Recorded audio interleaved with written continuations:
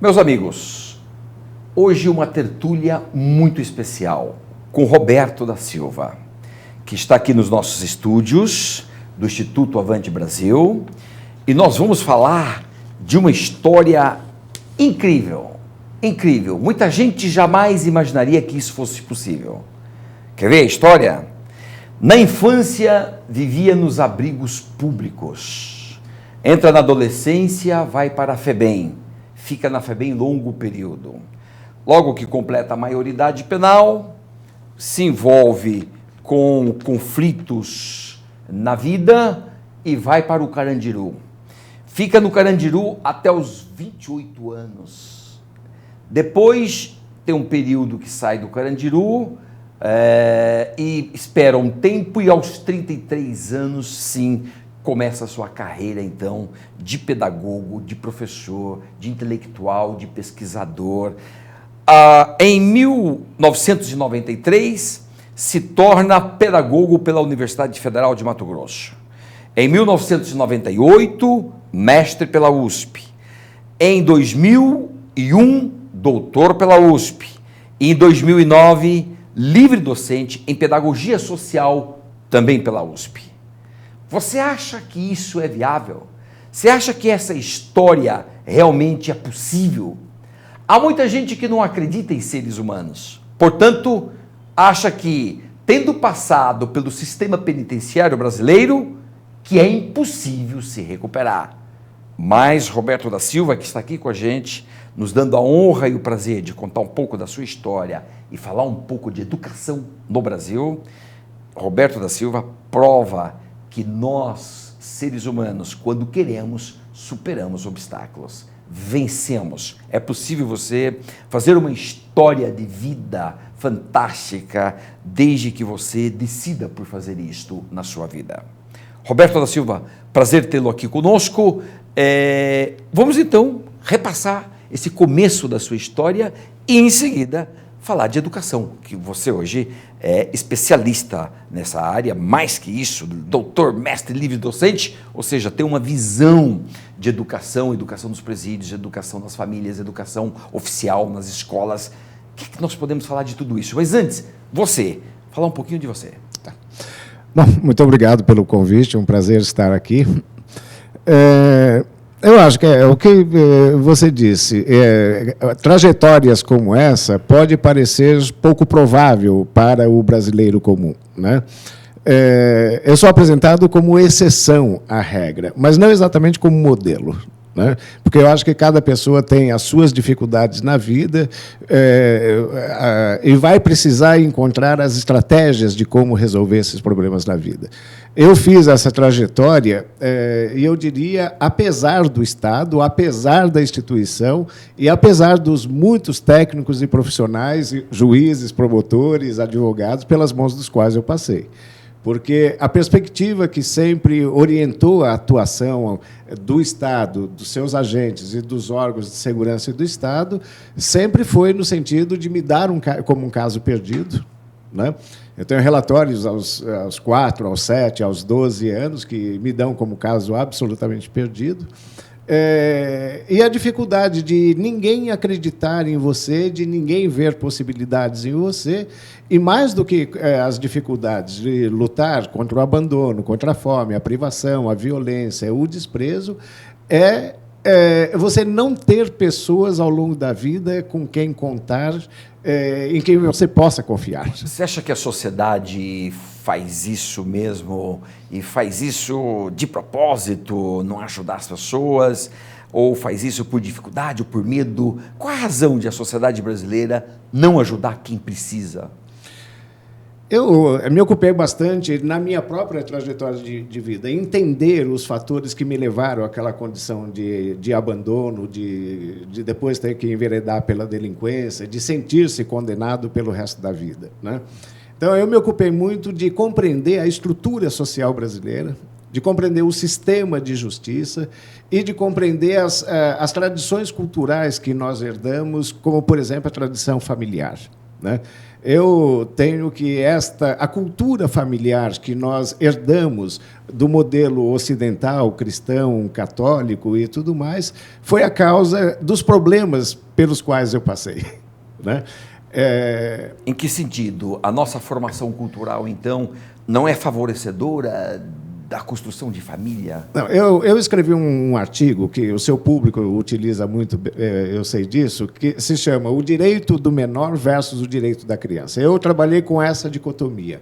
Na cultura familiar brasileira e, consequentemente, na legislação brasileira, a dicotomia que se criou entre a família dita ideal, nuclear, estruturada, e os outros arranjos sociofamiliares que, não sendo reconhecidos desde o início pela religião, não mereceram a proteção jurídica do Estado e, consequentemente, não mereceram aceitação social.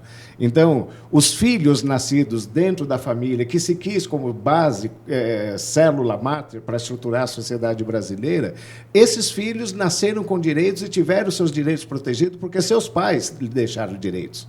Agora, os filhos da população indígena, os filhos da escravidão, os filhos da miscigenação racial que se propagou no Brasil, na maioria das vezes, esses arranjos sociofamiliares não tinham o reconhecimento da Igreja, portanto, não receberam a proteção jurídica do Estado e tiveram a rejeição social por parte da sociedade. Então, nós criamos um sistema no Brasil que legitimou a intervenção do Estado e dos agentes nas famílias pobres, nas famílias ditas desestruturadas, seja para tirá-las das suas famílias e criá-las a serviços do Estado, né? Como alimentar as Forças Armadas, trabalhar nos órgãos de segurança, os órgãos de controle social, que foi a trajetória que eu também tive que fazer, seja para dá-las, para dar esses filhos para as crianças mais abastadas na forma de adoção. Isso, então nós temos aí, Roberto, vários problemas mesmo na nossa formação cultural. A começar por um colonialismo Sim. de 320 anos e que, em certa maneira, prosseguiu, porque todo o período do Império não alterou praticamente nada em termos colonialistas, né? Então, esse colonialismo é uma herança maldita. Eu tenho escrito ultimamente, é uma herança maldita nossa. Sim. E isto definiu um pouco do que somos hoje. Muito do que somos hoje é a história passada. Sim, nós tivemos alguns eventos na história brasileira que exacerbou esse sentido da exclusão social. Ou a ideia de um Brasil real estruturado em um determinado modelo de família, que tinha como paradigma o homem branco, proprietário, letrado, cristão, e o Brasil real, que é esse que se forma à margem, né? Alguns exemplos são... primeiro, a Lei do Ventre Livre, de 1792. Esta lei, que supostamente libertou os filhos da escravidão, deixou seus pais como escravos ainda, né? No mesmo período, você tem a Lei do Sexagenário. Isso. A primeira lei voltada para a terceira idade, dos escravos, né? Escravos. Que liberta os escravos, mas não liberta o seu grupo sociofamiliar. Exato. Né? Então, esses são dois eventos que eu reputo como os responsáveis por criar tudo isso que eu chamo de os ciclos de formação da marginalidade social. Né? Cujas consequências nós temos visíveis até hoje. Sim, basta dizer, só para citar um número para o nosso telespectador, enquanto que os países de capitalismo evoluído distributivo, eu falo de Dinamarca, eu falo de Noruega, Áustria, de Austrália, de Japão, Coreia, eu falo de Bélgica, etc. Esses países têm menos de um assassinato por 100 mil pessoas. Sim. Menos de um. Sim. Brasil é 27,1. Ou seja, esse dado escancara a nossa violência brutal e que decorre, claro, de toda essa história Sim. de marginalização. Nós temos vários indicadores sociais aí que nos ajudam a medir a distância entre esse Brasil real e o Brasil ideal, né? Um deles é a apropriação da riqueza nacional. Você tem 10% da população brasileira que se apropriou de 90% da riqueza nacional. Isso continua até hoje. Continua. E, de outro lado, você tem 90% de pobres e miseráveis que vivem apenas com 10% da riqueza nacional. Ou quando você compara a faixa de renda da classe E, da classe D, com o topo da pirâmide social, você tem um abismo social em termos de geração de renda. Não é? Isso. Então, isto nos leva, eu queria te perguntar isso, Roberto, exatamente aqui. Isso nos leva, então, a dizer que todo esse abismo social decorre, então, da nossa história, da colonialização, Sim. da igreja que acabou se alinhando com o Estado, o sistema jurídico que sempre foi alheio e ficou na rabeira, e eu te diria, o nosso capitalismo selvagem, distinto de Dinamarca, Noruega e tudo, que é um capitalismo evoluído e distributivo, o nosso capitalismo selvagem tem tudo a ver com essa história aqui? Tudo? Tem, e acho que a época é propício para isso, que é esse momento da declaração de imposto de renda, né? Que nos dá uma medida mais ou menos do que é isso. Você tem uma população em torno de 200 milhões de brasileiros, cerca de 25 milhões, pouco mais de 10%, declaram imposto de renda, né? Mas aí mostra que o Estado, que nós estamos vivenciando um capitalismo de Estado também.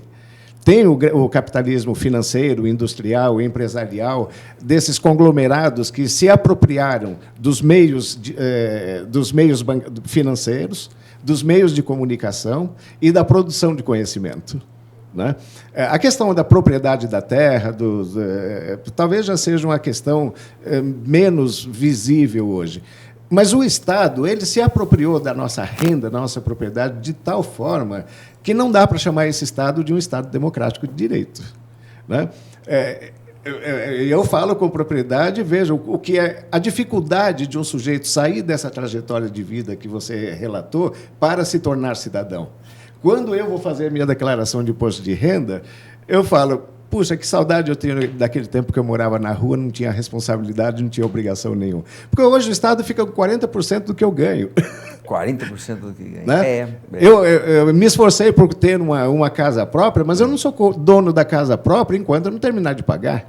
Isso. Eu compro um carro para poder usufruir com a minha família, mas eu não sou dono do carro, e se eu não pagar, o banco me toma. Então, na verdade, nós não alcançamos aquele estado de cidadania plena em que a gente pode usufruir a autonomia e a liberdade. A gente só exerce esses direitos enquanto paga a parte do leão, enquanto contribui para a apropriação dessa riqueza por parte do Estado e do capital, né?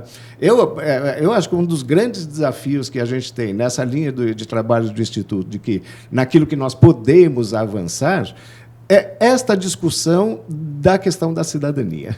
Né? Cidadania, sim. Quando se fala que o Bolsa Família, por exemplo, permitiu a ascensão social de cerca de 13 milhões de famílias, 13 milhões de famílias que, com o aumento da capacidade de renda, se tornaram consumidores, mas não cidadãos ainda.